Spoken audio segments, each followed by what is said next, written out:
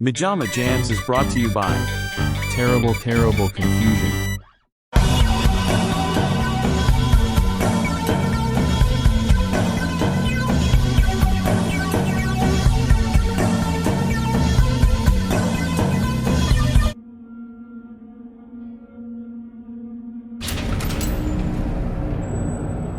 Horrid mutation. It's Croc-a-Pig. In South America, a horrid mutation. It's Gorilla Llama. He has the arms to block you while he's spitting in your face. In North America, a biocatastrophe in a lab. It's Chimpanzee Zombie.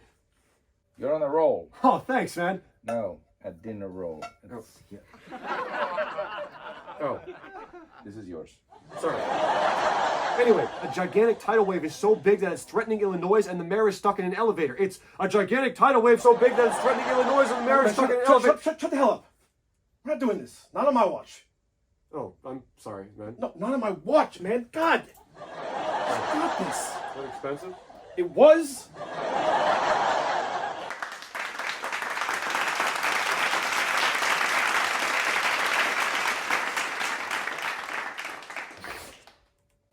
MaJaMa. MaJaMa. MaJaMa.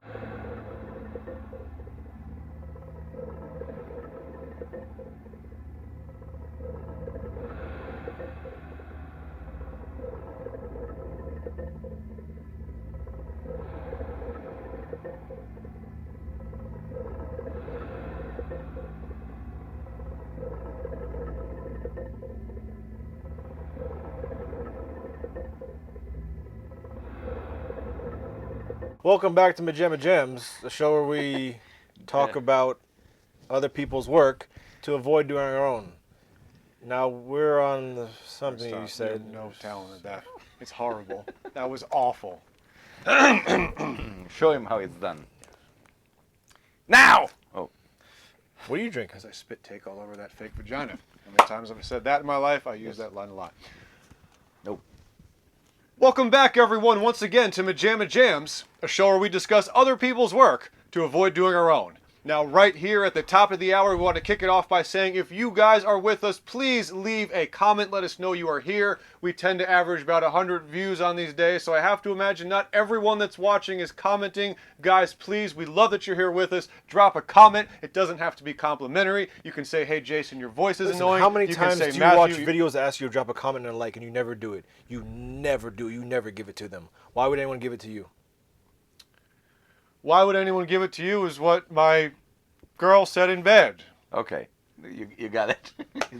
Save it. So guys, we are actually in the middle of time travel for you guys because today is not this for you, but here in MaJaMa Land when we are taping, it is actually 420, the holiday of pathetic people who like altering their brain. And the reason I bring that up is because today's movie is 1980s Altered States, and boy, oh boy, it is a humdinger of personal interest to me, both cinematic and things I've studied in my own time. So we are going to get into it. Like I said, if you're with us, drop a comment regardless of what he said. We don't do it, but we love having you guys here, and we're getting into it on today, 420 Altered States. Matthew, it's fallen on you today for this 1980 Oscar-nominated soundtrack, intro role of Drew Barrymore, starring in our lead William Hurt, which is also how my friend Bill the Caveman tells his doctor he's in pain.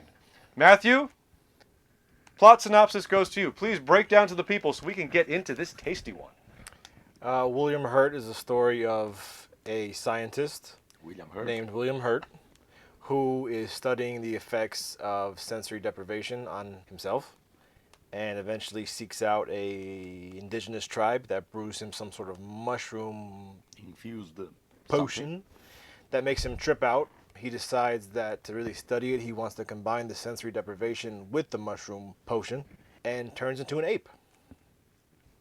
Pretty much. He's finding that the combination of the powerful drug mixed with the sensory deprivation is regressing him to primitive forms and also possibly opening a portal to different forms of or different states of consciousness, and that they may not just be contained within the human mind. And eventually he becomes human again. Yes, it becomes first. You were pure- better at the synopsis. He becomes pure cells, and he is saved by love. Yes.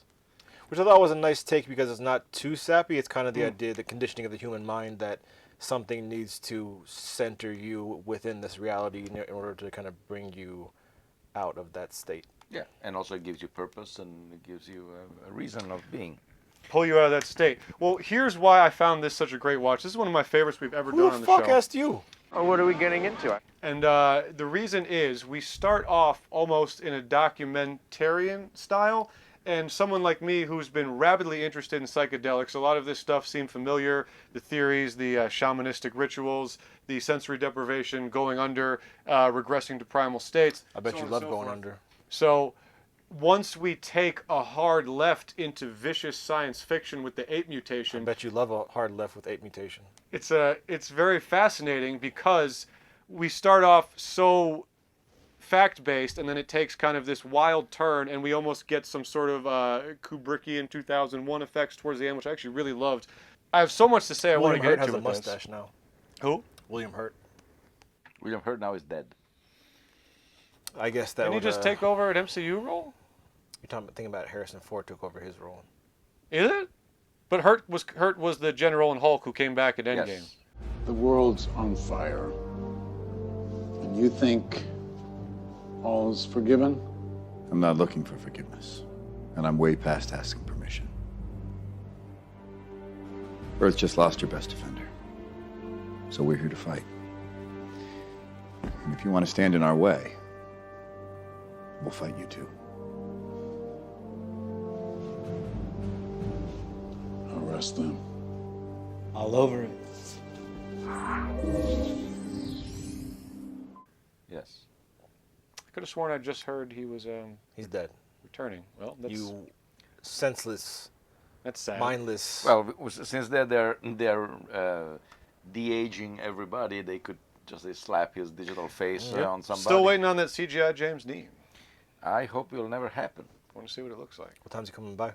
I don't know. So, I do not have a Batman watch, so I guess it's the same thing. Well, what happens now? interesting tie-in with him turning into an ape, even though it's kind of reverse. The stoned apes theory by Terence McKenna, very famous studier of psilocybin and mushrooms in general, and all associated with it. The stoned apes theory is that early primates might have found some psilocybin-containing mushrooms, started to eat them, which increased their visual acuity, sparked on the evolutionary process, and started the transfer into what we know as human beings today. This, of course, kind of plays on that idea by the mushrooms are bringing him back to a regressive primal state, or regressing to a more primal state. Actually, even the tribal, I don't know if it's the shaman. Yeah, or the shaman ritual. He tells him, Entonces usted se lanzará en el vacío. Then you will propel into the void. Usted verá una mancha. You will see a spot. La mancha se convertirá en una grieta. The spot will become a crack. Esta es la grieta entre la nada. This is the crack between the nothing. De esta nada saldrá su alma encriada. And out of this nothing will come your unborn soul. To the ether of nothingness. yeah. And so, If there's a hell, I gotta imagine it's that. Just the absolute void of nothingness where it's just you trapped inside your own. Just like the nothingness. You are just here in darkness and there's nothingness. But yeah, I find this very fascinating because having done several mushroom trips ourselves, like you said, really? you need someone to Is that illegal? bring you out of it. Portobello, yes.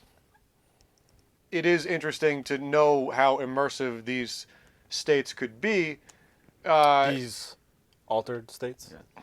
Not only that, a friend of mine from Italy is the biggest expert in Native American culture, and he has befriended, I want to say, the Sioux in Dakota, in North Dakota.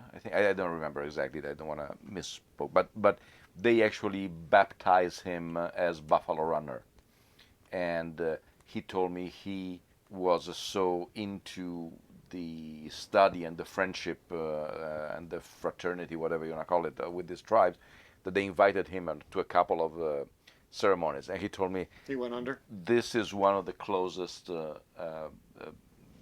visualization of some of these trips, similar to actually what you see. So the sensation at a certain point that they turn into sand, and the wind that was very cool.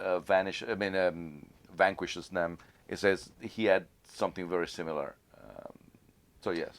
Well, I suppose I want to start off with this because I was saying this the whole time. It's a good blending of our wheelhouse, which is discussing movies, and like I said, the psychedelic interest. So I found myself curious because, as we kind of see here, independent of a drug experience, or Bill Hicks does the classic joke of I took mushrooms and went to Astro World, and I had a really bad time. You're a moron. They are sacred. Go to nature. But it made me think, Matteo, and it's good because this was a cinematic experience, which I know you like the more fantastical, independent of any health things or allergens or fear that might occur with actually taking it.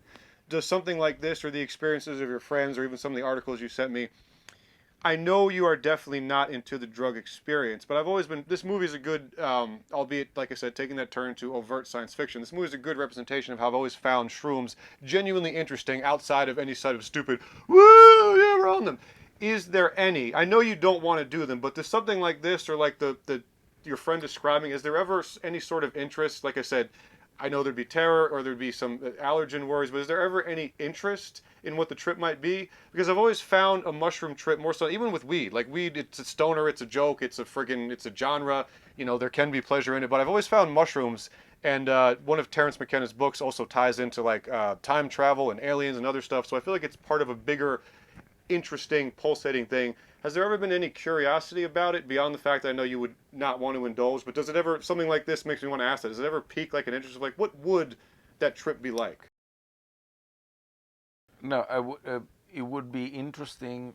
I mean, it is interesting, definitely, and that's why I read a lot about that. I would never take, because I hate not being in control. So if there were Jesus, take that wheel. Get that wheel the fuck away from me.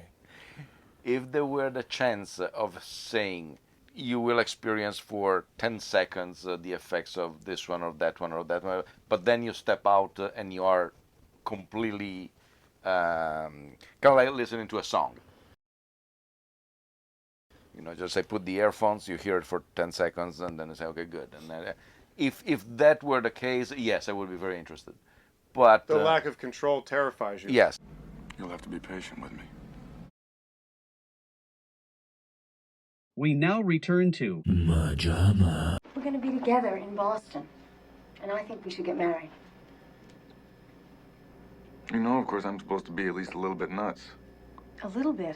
You're an unmitigated madman.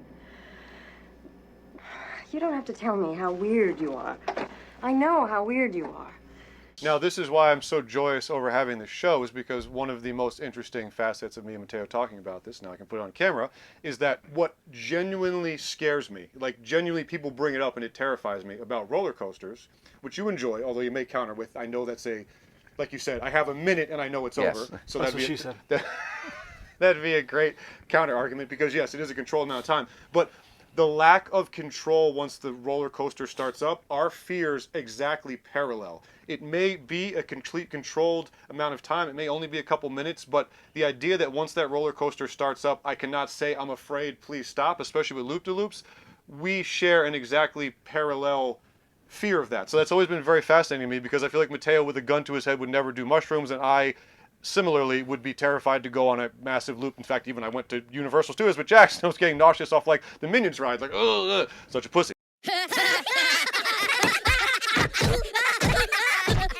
I would be terrified on a roller coaster if they say, hey, one passenger out of 100 will be propelled out of the loop-de-loop. Then it would be... You have fun. I'm looking in your direction. I'd like to try it. Well, this is another thing that I always think about, is that take someone like Dad, who's clearly not into these type of experiences and clearly thumbs his nose at something like weed, or Mom, who's I feel like could help her back pain. She's very trepidatious about it. Speaking to someone who's, let's say, the best of a weed high or the best of a shroom trip, none of the bad parts, the most pleasurable, I'm always like, I'm not saying everyone has to be into it. I'm not even saying you need to be like it's cool or whatever. You can think it's pathetic and you don't want to do it. It's but pretty cool though. But that's what I'm saying. Can you really tell me that if I was to be like, I had some magic powers, like Mateo, I'm going to give you the best, the most joyous, uninhibited, confident, connected, all are one pieces of a mushroom trip, or mom, or dad, which seems like a more extreme example. You really mean to tell me that wouldn't be enjoyable? I understand the fear. I understand personal preferences. We all have things we don't want to do. I understand being anti-drug. But you're talking about it from a fantastical, idealistic perspective where that could never happen in the real world. So it's hard. Okay, let's get it even more base level. An orgasm. Let's say you're Mateo, pull him down. Without those. Let's say you're a priest or something like in the throes. Choose another profession. In the throes of an orgasm. Is that ever not enjoyable? Even sex is a mystical experience for you. Yeah. You know what I'm saying? An orgasm is just always enjoyable. Where does the priest factor in the? Well, it's just because they're in theory they're celibate. Yeah. In theory, I'm just saying. My mind jumps to the American Horror Story where the nun like rapes the priest and she's like, isn't it like a warm, wet hug? And of course that's brilliantly played in that scene because he's like trying to avoid. But I'm like, it's always been fascinating. And yes, I'm sorry, we'll get to the movie, but this all ties into the bigger picture of how he explores these states of consciousness. What movie? How is it really possible that I could give Dad the best of a mushroom trip or like the best of a weed high and he's going to be like, this is awful. I wish I was out working hard at something. Who the hell wants to be relaxed and tingly and this burger tastes so good, but that's loser shit. I would rather be out working hard on the house. Do you understand the point I'm trying to make? I think based off Mateo's point that the loss of control, not being in control of what's happening in your body regardless, whether or not it feels good is a scary or something. Yes, that's why I'm zeroing in for the question of saying that doesn't matter. You can have an orgasm and still not enjoy it. You're wacko. Can you? If you're coming and you look down and you see blood coming out of your penis, you might have a different feeling about that orgasm. Or if it, then there could be plenty of reasons to not enjoy an orgasm.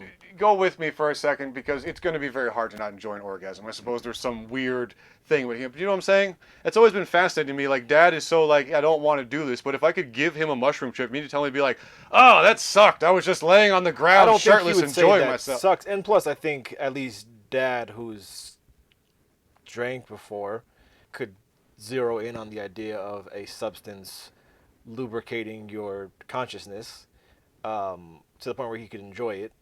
Or take something from it. He's into all that transcendental, paranormal, mind.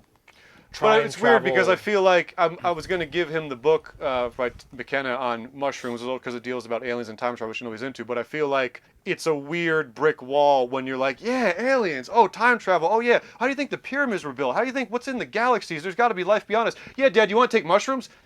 No, fucking stupid hippie son. What are you doing, man? Get a fucking... Jesus, I don't want to take mushrooms. Do you understand the rambling point I'm trying to make? Yes, it's very rambling. We understand the rambling, yes. And I'm not going to listen to any more of your Kabbalistic, quantum, friggin' dumb, limbo, mumbo jumbo. There is also another thing. I always thought, or at least so far, I've always thought that I'm fine the way I am. I don't need anything to say, oh, I want to enjoy this more. Life is a misery, and I'm fine with that as it is. If I want to have fun, I know exactly how to have fun. If I want to relax, I know exactly how to relax without any extra substance or something. One reason that I don't want to do that is this.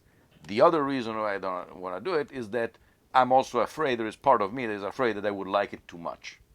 That's a very real answer. I respect that. It's like, oh my God, what if I love it and then I become Jason? But that's all our greatest fears. Wait, 17 years younger? Let me think about it. You don't want it. It's not worth that. No, it's not worth it. Okay. Why? Well, all that is to say that this movie is wildly fascinating to me because these type of altered states, and he explicitly brings in the mushroom trip. And he becomes dependent at a certain degree. I could see that more though. His addiction to curiosity. Yes, yeah. But there is kind of like this, just the fact that he goes by himself at a certain point, without he disregards his friends and everything, it's already something. Well, I guess it's very fascinating because it's always been. I suppose we all have our personal head scratchers. And one of the beautiful things about life, but like I'm sure people have had my weird anti-sex shtick and be like, the fuck, this guy, are you fucking retarded? What, you don't like orgasms? You have a stick that you don't have sex with? You have sex with sticks? What? Sticks. But it's always been, even probably the type of entertainment we were into, something like Aqua Teen or Kids in the Hall. I'm like, oh, give me that weird transportation. It's always been very natural to kind of chase that thing, and it's very bizarre, only to me personally. That's why I say we all have our different things we can't imagine. But like, I always wanted desperately to go to some other realm. I think even if I became sober and still chased entertainment, arts, movie, I would still be chasing that thing into the other. Anywhere but here. And in fact, one of the biggest struggles I have of cutting back or giving up the weed is that it ends up being like, oh, now it's time for the special transportation, Matthew. We've worked all day in this. And like Mateo said, he's learned how to have that probably with cinema and we don't something go to anywhere escape. anymore. But that's just a horrible addiction, though. All that to say, guys, that long intro is to say this is very... That was an intro. It's a very fascinating movie. Oh, we're about to wrap up. I'm trying to think of, where to start. The vision... A lot of good sound bites. Emily's quite content to go on with this life. She insists she's in love with me, whatever that is.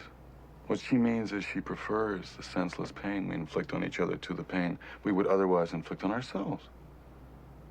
But I'm not afraid of that solitary pain. Oh, okay, Even perfect. Before the... she thinks we're in love, which basically means she prefers the pain we inflict upon each other to the pain we inflict upon ourselves. Now, not only is that a fantastic quote, indicative of the type of cerebral brain food this movie gives us. From this film. But not only that. It's from, forgive me, I can't think of it, it just had that immediate recognition, This a song. film. The song has used it, I think, as its outro. Because I remember it goes, blah, blah, blah, blah, what does that mean? That's why you asked why I'm getting divorced, and I think the track cuts. I think it's the chicken dance. Sorry I even asked. We now return to MaJaMa.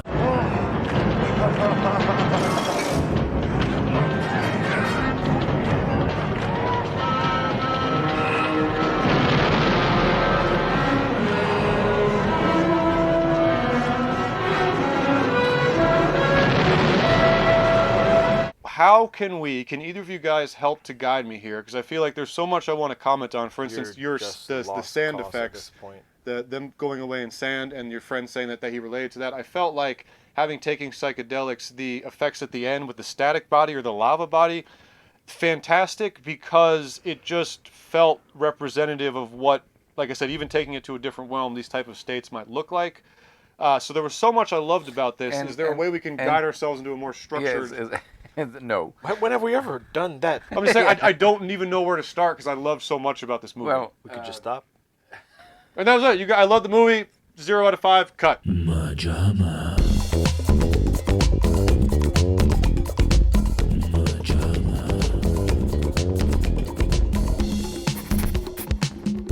You made it real, you can make it unreal. Based upon a novel by Paddy Chayefsky, who apparently disowned the movie. That was my next question. What was Paddy's problem with the presentation of this? Was it drastically different from his novel? That is I never had the chance to read the novel, so that's on me. But it's fascinating because if you read comments back then and then subsequent in either interviews or something, you say, no, we went along fine. But pretty much he and Ken Russell, the director, were headbutting throughout the production.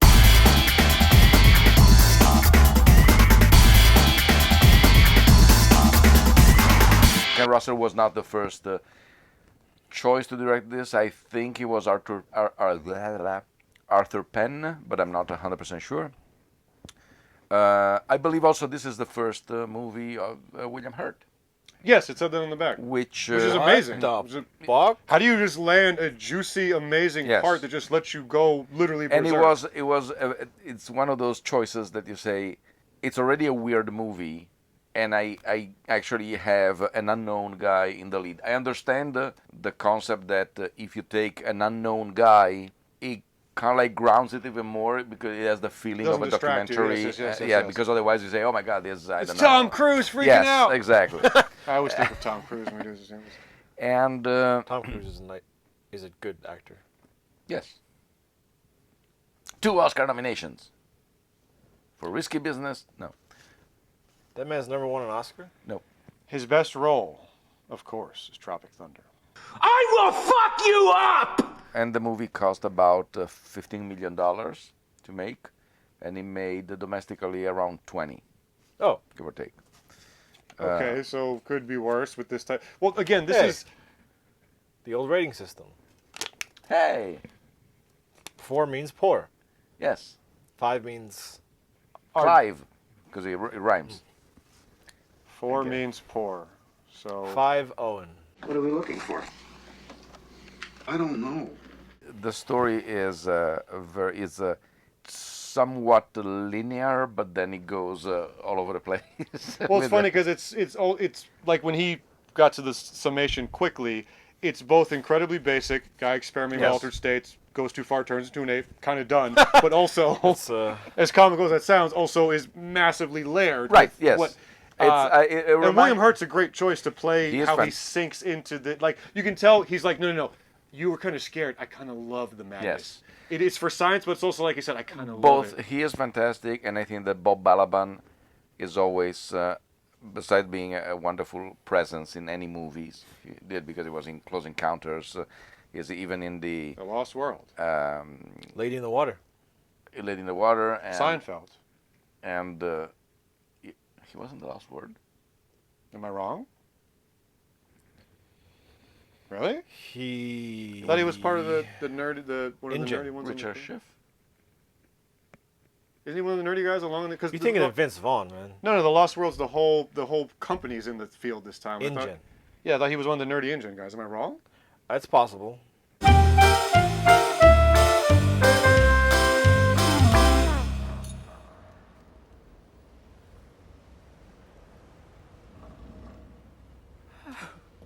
There you are.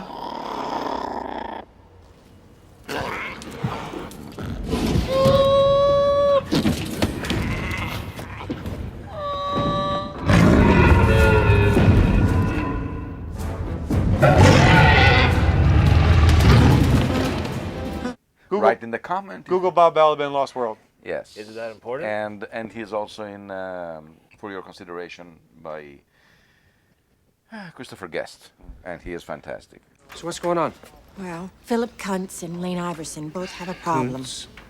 I'm Kuntz.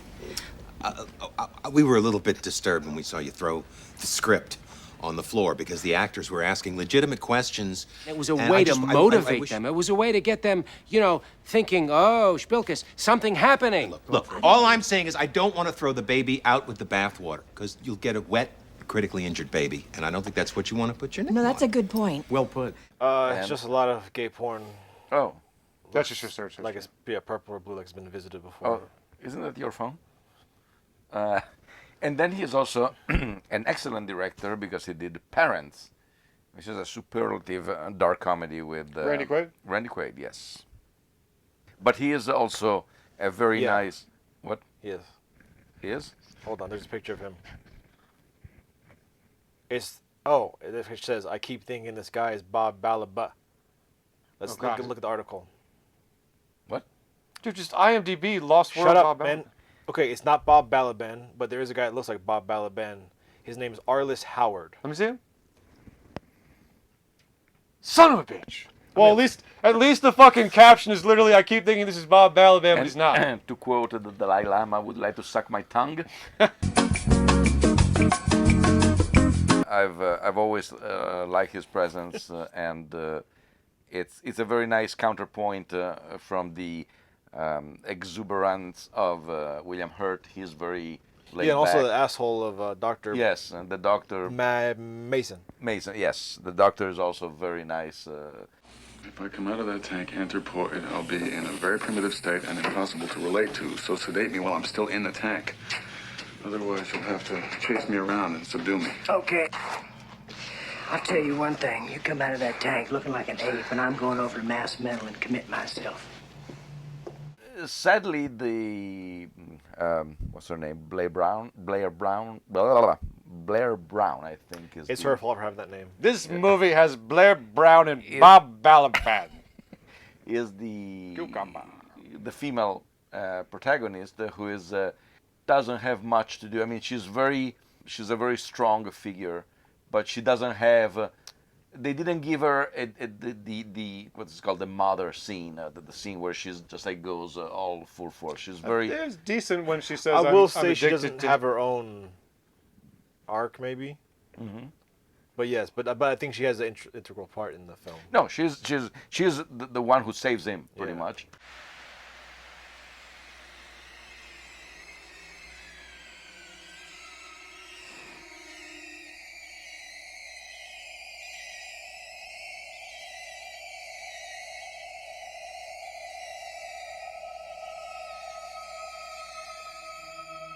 But I would have loved to see her maybe in one scene a little more either desperate. There is that very nice shot along the outside of the house that she goes from the bedroom to the kitchen, and she is arguing with him. But everybody is very nobody's exaggerating the performance, except for that ape boy.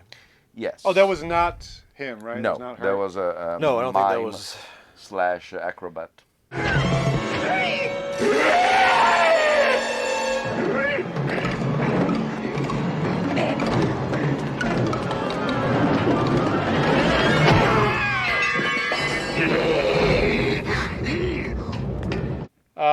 It's interesting you say the ending where it's the love that saves him is not as cliche as it sounds because of wanting to grasp onto some of those situations.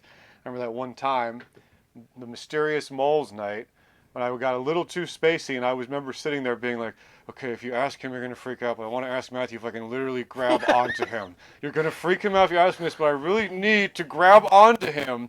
And so I'm like, that's a damn good point. Like that when you say it, like, well, at the end it was love that brought him back. It's like, ugh. But like, no, it's for this type of movie to have a human presence, especially in that last scene where they both, she has like the lava body, he has like the static body. Great fucking visuals. Yeah. That's why I think the idea of having a guide for these types of trips is very, I mean, it sounds like it's been done in a lot of cultures for a very long time to have someone to kind of guide you through this experience, but it does make a lot of sense. Yeah. As much as when you'll be on a psychedelic, you'll be like, oh, I don't want new people, I don't want someone I don't know. Midsommar. Yeah. I'm not okay. Oh, fuck. It's a new person. What? I don't want new people right now.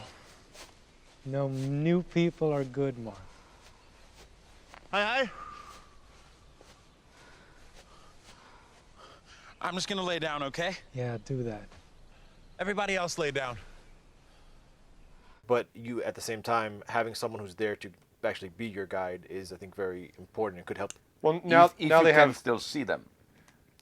Yes. Now they have. Well, that's another good point I want to get into. They have clinical mushroom therapy now, where it's basically they're guiding you through and doing wonders with freaking PTSD and depression and anxiety. Never thought I would see articles supporting my weird ass rock star shtick that I should take mushrooms, everyone. But I also think that while this goes into the fantastical and the visuals are fantastic, when he turns into a monkey. Like when he turns into a monkey. There is also, forgive me, since you were touching that, it's pretty much the first time that Dick Smith, the guru of special effects, used the under the skin bubbling vein. Very cool. And in fact, I remember that. Very well done. Those yes, Diesel-ass ape forearms. Yeah. There was the effect of the swelling arm that then eventually he perfected in the final battle in Scanners. After all, brothers should be close, don't you think?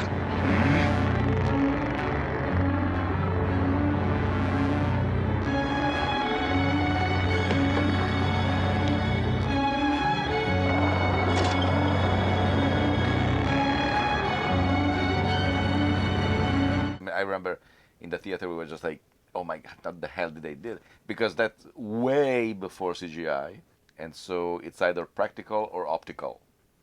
And when he is this, when she is a lava lady, and he is this Static primordial whatever Static blob that he's smashing against the wall. Scene stolen for the end of the video Take On Me by Aha. Wow, that's very funny. I was trying to think I've seen something like this before. Yeah, that he is as a cartoon, as a comic drawing, he is smashing against the wall, and eventually he is cured because of love. Once again, I don't think it works like that. If you become a cartoon, you're not coming back. I don't think so. You're Those so worlds don't blend. two-dimensional. Jesus.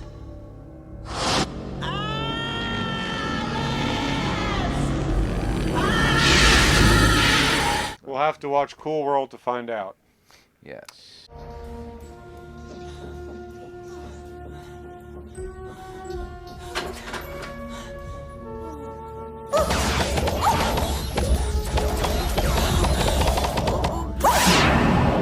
And yes, never saw it still.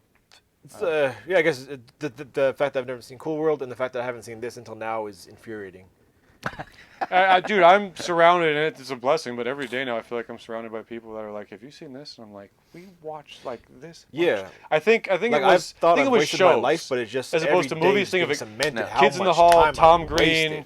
Aqua Teen Hunger Force. I think we obsessed over shows more than movies, so it was entertainment. But But more now- than that, there is also the risk, and I'm guilty as well, that sometimes you like a movie or a show so much that you tend to watch it over and over again because you know exactly how it makes you feel, versus let's watch a new movie.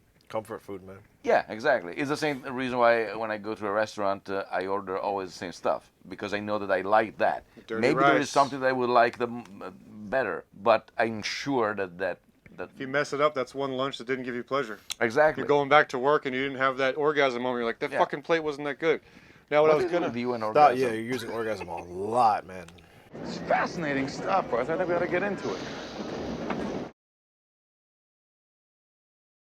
We now return to MaJaMa. Smaller than the one we had in New York. Well, if they're doing sleep studies here, it must be wired. I don't think for anybody's sound. used it in years, but I checked it out yesterday and it works. It won't take a week to get this place Get cleaned your out and ass in a functioning. sling if it ever gets out you're using an untested drug on human subjects. Don't worry so much, Mason. Nothing's gonna happen to you. Let's go get a quick hamburger. I told one of the kids in my classes I might see her tonight. All right. Do what you want to do. I think you're both irresponsible as hell. In Hollywood, that's where we are. Yeah. There is, and I'm thinking of Strays, the R-rated talking dog comedy coming out this summer with Will Ferrell and Jamie Foxx. They take mushrooms, and of course they turn to cartoons, and that's the old, we took the psychedelics so we can have I'm a visual tripping thing. with the Brady's. Like, thank you, Mateo. Yes, exactly. That old chestnut. But I have not gone into like balls deep multiple hit acid ones, but correct me if I'm wrong. You never see shit like, and this movie's a little different because we are explicitly going into uncharted territory and it's supposed to be about the extremism.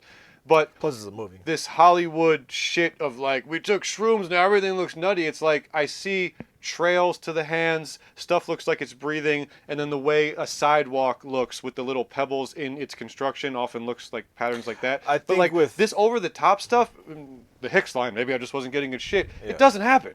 Are you okay? I think it depends on like DMT or peyote. I'm sure. with True, that you I'm get still more. scared of those. Acid, I think, was the most we. You're the one that saw collectively- Shannon Elizabeth turn and smile at you on Josh's poster. What the fuck? Right? Wow. Right? Yes, I was actually thinking that was shrooms though. Okay, so it has happened. on What happened? He had an American Pie poster. Why? Well, never mind. No, so I think I fucking got a Wait, American Josh- Pie poster. Was this a frat house in the 2000s? Yeah, probably around 2004. But on acid at Eric's house, I remember the trippiest thing was being on the playground at night, and it literally looked like stadium lights were turning on and off, on and off, on and off, on and off, on and off, on and off. And I remember looking like, wait, is there a fucking car? Is there something behind this fence, or trees or something? But it was just that was one of the trippiest effects I've ever seen, where it literally felt like you were just being flooded with lights. I think it's the most I ever saw besides shrooms, which is the classic trails and breathing. It's just the trails and the breathing, and I understand everything in Hollywood is, you know, like you take one hit of weed and you're, oh my God, I'm on the moon. Master.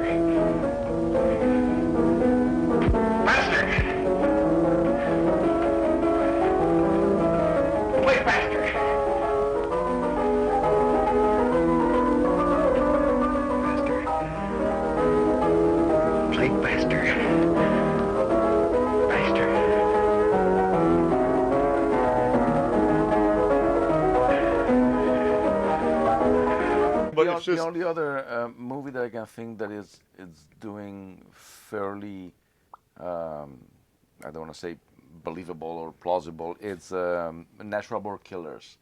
I think that's. And they're in the desert too, right? Yeah, they go to the desert, and I don't remember exactly because I've seen it so long ago.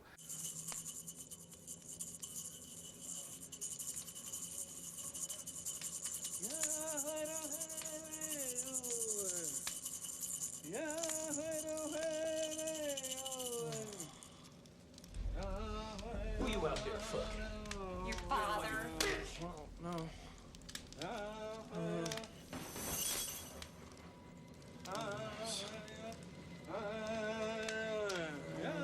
And the other movie that I can think of that it reminds me to a degree about the pattern of this one, not this one, but it was The Serpent and the Rainbow.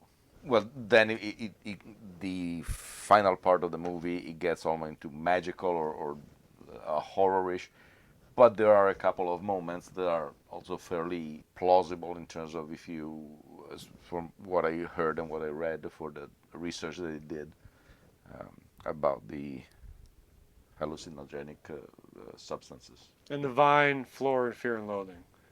That I could see. That I could see happening. It starts to just snake up off you. The waitress about 16 years old, they chopped the goddamn head off right there in the parking lot, and then they cut all kinds of holes in her and sucked out the blood. They wrapped the pineal gland, I think. Yeah. Now, how's your mama? Ignore this terrible drug. Let's get back into a little bit more of the actual work of the movie. We start off with normal sensory deprivation activities that have actually happened. We do, like I said, shamanistic trips. Do you have to be naked? I think you do. Getting a lot of taint shots. Actually, I love that shot to be on your funny line of doing it. You fucking homosexual. I bet you would love to be the one filming that shot. I bet you do. I bet you do. I bet she does. I bet she does. I bet she does. Know what I mean? Know what I mean? Nudge, nudge. And then what? Once he comes back from his mushroom trip with the shaman, and well, that he forgive me. He mentions on passage. When I was 9 years old, I used to see visions. Visions of saints and angels, even Christ himself. and which is tied into schizophrenia. Yes. And in Dostoevsky's, sorry, I'll never pronounce that the way it's say, Mateo. Dostoevsky? Yeah, he just flows better with this thing. Toys. In his The Idiot, Prince Mishkin, who I believe has a form of epilepsy, talks about right before he has an episode, he's touched by like this absolute perfect moment of peace and happiness, which kind of reminds me similar of the schizophrenia tying into Christ visions, all this stuff. It's so fascinating how insanity seems like not insanity, but that's why I think was so interesting about this is like, don't dismiss the insanity, the altered states. What is there something there? Is there a higher level of understanding? Are we getting closer to God? We asked the question because he kills the monitor lizard or whatever. Yes. Kind of lizard Oh yes, thank you. I forgot about that. In the desert, and apparently everything that he's experiencing isn't normal to the people who've been doing this for hundreds of years. Yes. So it obviously has to be tied into him, mixed with this drug, mixed with the sensory deprivation. What I was going to ask is, that's when we start to get crazy, is he comes back with the sample of the shaman's potion, adds that to the sensory deprivation he's already doing. It's like a 1 liter bottle of Coke. That's when he starts transforming into a primal creature. Yes.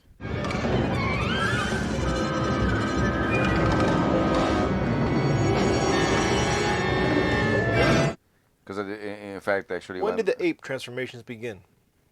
Well, the first time he goes into. Oh, I was just. Oh, sorry. It's like a psychiatrist was talking.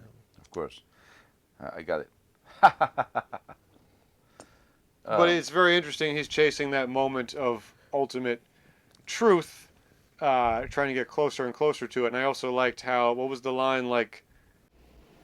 The final truth of all things is that there is no final truth. Truth is what's transitory.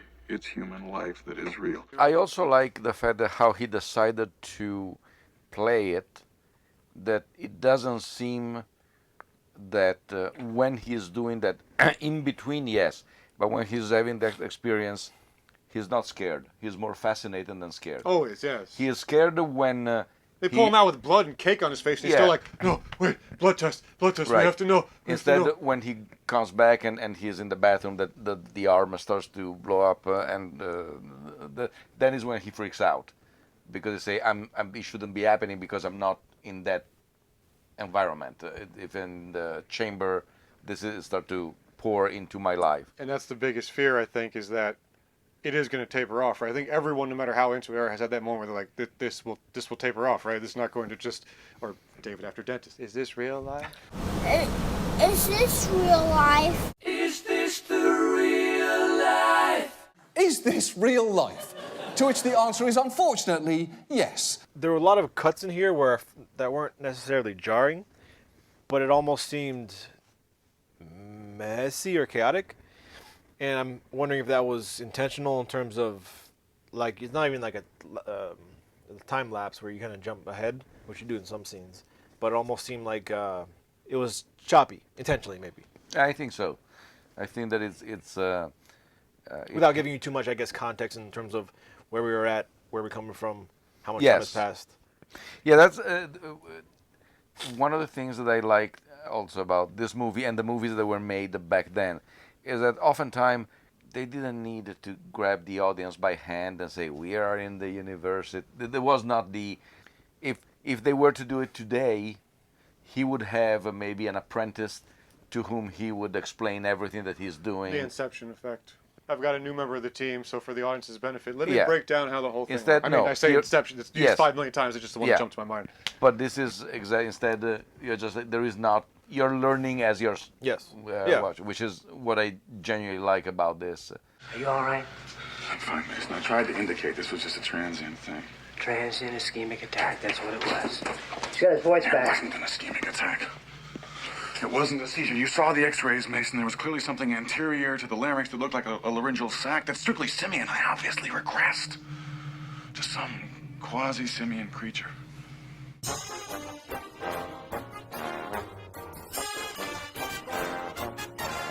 Pause. I'm gonna blow my nose quick. He's gonna blow his nose. In Use stereo. A piece of... I have a paper towel. I'm just gonna spray it too. We have our two with us. And we can move around, you know? Yes. And you can actually hear it from there. Oh, I guess we'll leave this part in. That's what she said. You still never fixed Chummer's eye. Let me know if you want also, again, some tiger balm for... Okay. A little bit of a... I found that Q-tip in my pocket when I was doing laundry. I'm sorry? I found that Q-tip in my pocket when I was doing laundry. You guys think at some point in celebrity culture, Shania Twain was introduced to Brad Pitt? Definitely, man. You think she took the opportunity? I don't think he impressed her much. But imagine he's at a party and walks up, oh, Shania, hey, I'm Brad Pitt. Okay. So you're Brad Pitt. If he didn't get it, imagine how awkward it would be. Ooh, I'm going to go over to the punch bowl now. Hottest man in the world thinks I'm a stooge. At least I have a hit song. And she said, oh, the star of cutting class. I went to a hospital. I'm better now. See, when I broke my leg, they took an x-ray to see if it was fixed. When it was, they took out the cast and sent me home. But you went to a mental hospital with a broken mind. Now, there's no way they can just take a picture and see if that's okay. They just have to guess. We now return to MaJaMa.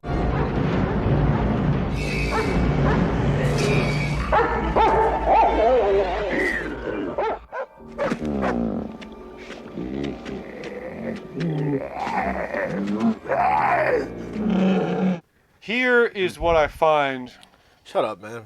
So fascinating Shut the fuck up. About this movie as we look back on it is it starts with such a scientific documentarian air with the subject I've read into so much that... You got a monkey running around with his dick flopping out. That's exactly why. Once we get to there, I feel like the whole experience was so potent because it just...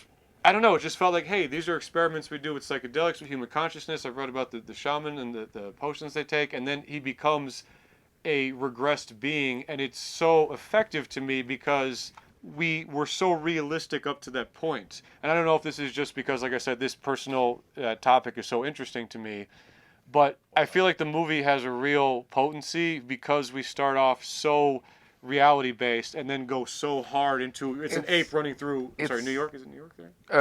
No, I don't know. the city in general. Yeah, exactly. Yeah, they never actually. No, there is the zoo. They're both teaching at Harvard, which is Boston. And the popular zoo of Boston. The Boston Zoo. Also, yes. is where dreams come true. Stuffed tigers cost 19 cents less than stuffed monkeys. It was $1.89. It was $1.99 the monkey and $1.80 the stuffed tiger. The monkeys were cute as hell, huh? Yeah, they were kind of weird looking, but they were very cute. I would have bought both of them. I think there was different sizes, unless it was just perspective. Probably. I'm a professor of endocrinology at the Harvard Medical School. I'm an attending physician at the Peter Bent Brigham Hospital. I'm a contributing editor to the American Journal of Endocrinology, and I'm a fellow and vice president of the Eastern Association of Endocrinologists and president of the Journal Club. And I'm not going to listen to any more of your capitalistic, quantum, friggin' dumb, limbo, mumbo jumbo. But that's what actually gets you more in terms of sci-fi or in general. If the more grounded the premise is, the more fascinating is if it devolves and if it devolves into not devolves if it mutates into sci-fi, as long as it's treated with respect and not with goofiness, because this could have been incredibly goofy. Yeah. At some point. Yes, very much so. And the ape running around, it could have elicited chuckles. It didn't. The various overt special effects. I don't know. It could just be. I would love to know. I mean, I guess I've got you two guys here. We're all kind of a similar wavelength. I would love to know if it would be different to someone who wasn't so interested in the subject matter, because I found it just incredibly interesting. And also, those effects when he's mutating into an ape are fantastic for their time, or even fantastic for now. So I imagine they were mind blowing at the time.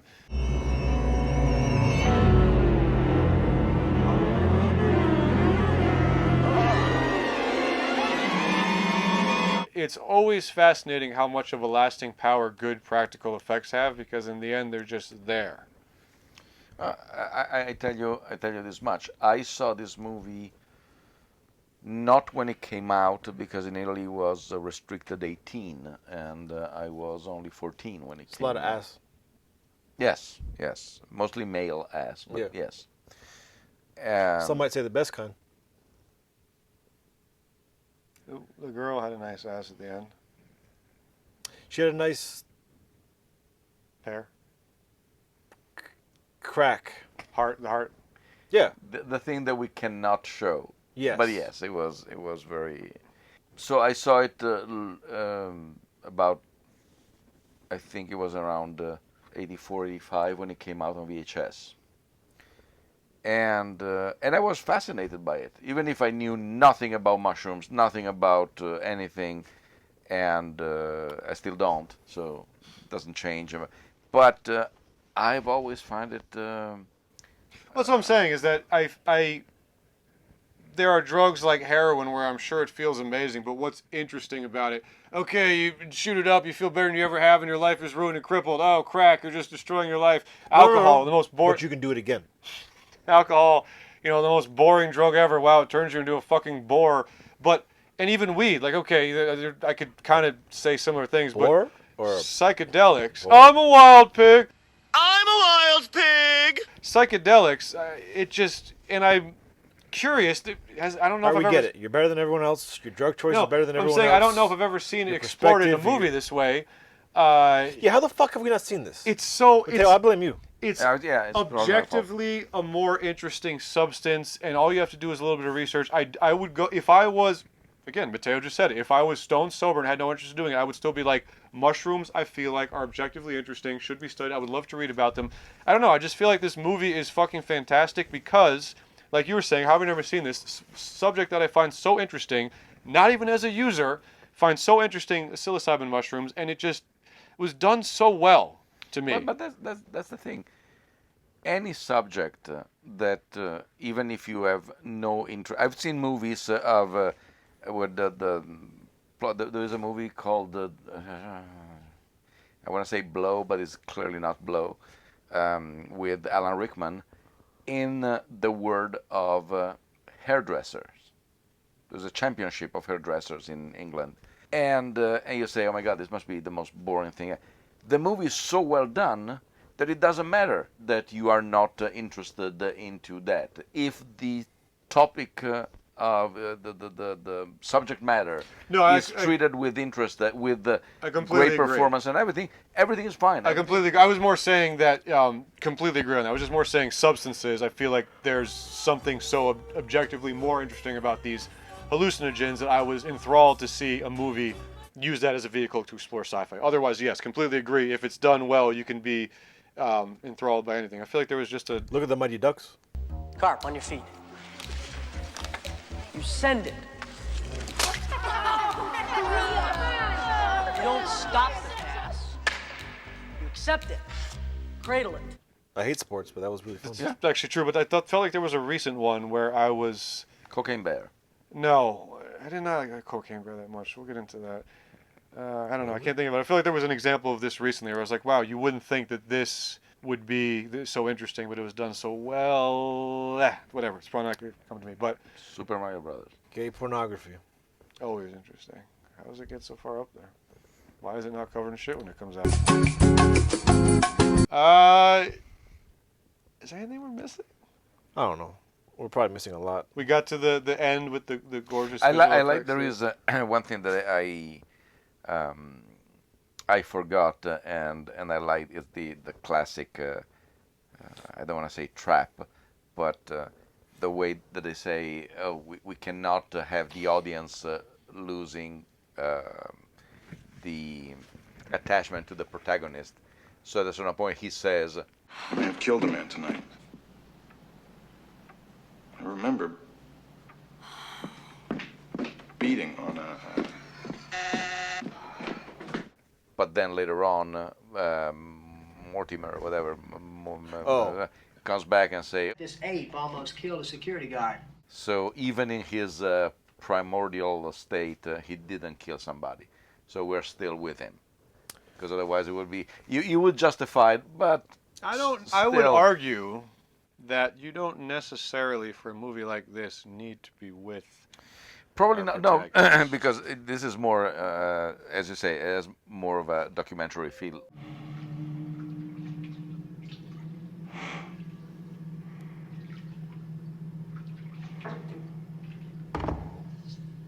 I think it's a fantastic piece of art. I think it's cerebral brain food. Yeah, and I was very impressed. I was very impressed by this. Ken Russell, British director, very visionary, famous for doing Tommy.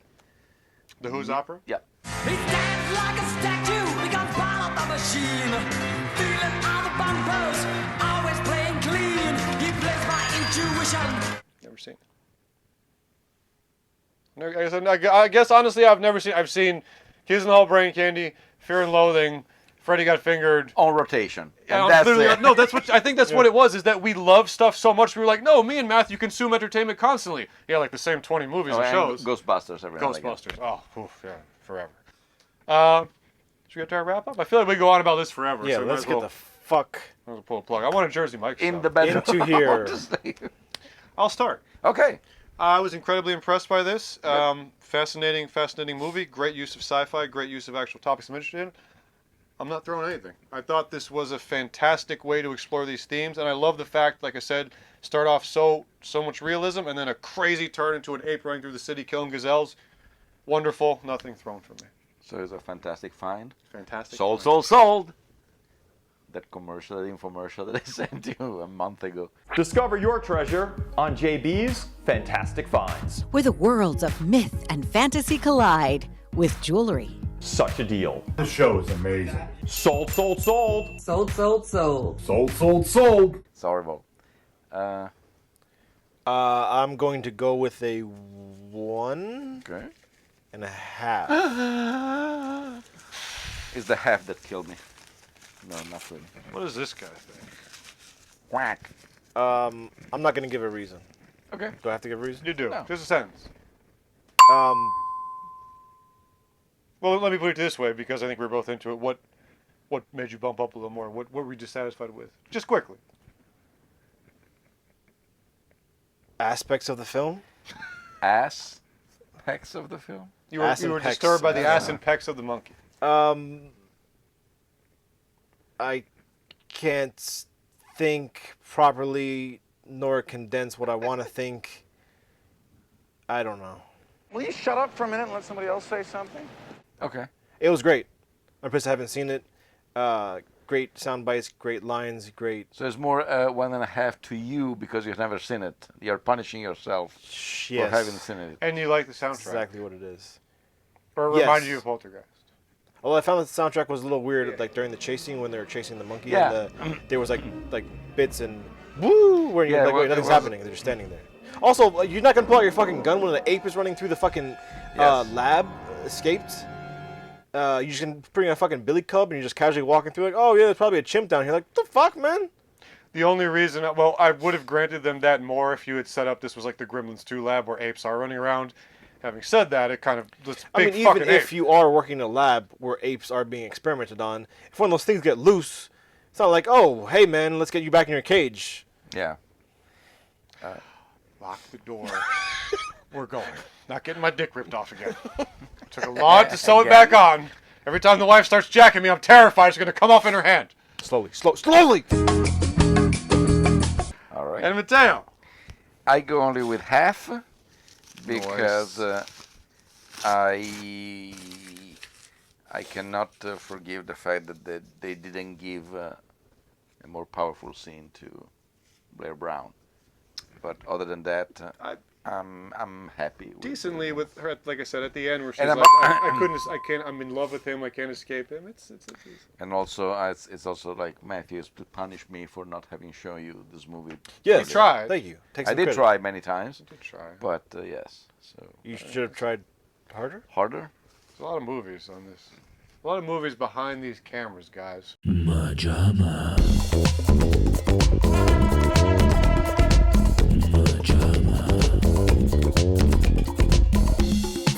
Guys, thanks for sticking around for us as we delved into some altered states here on the 420. Not for you, time travelers, but thanks for sticking around. Like I said in the beginning, if you've been here with us, please drop a comment and let us know.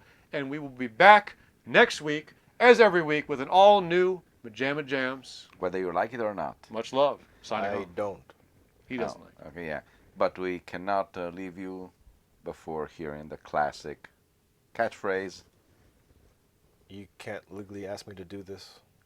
Yeah, exactly. It's a classic catchphrase coming soon on a t-shirt, as usual. Buy it. It's not a bad t-shirt. You can't legally ask me to do this. True. Yeah, that's why we're selling it. Yes, That's exactly. why you need to buy it. Buy it. Selling it. Yes. Forever. Souls.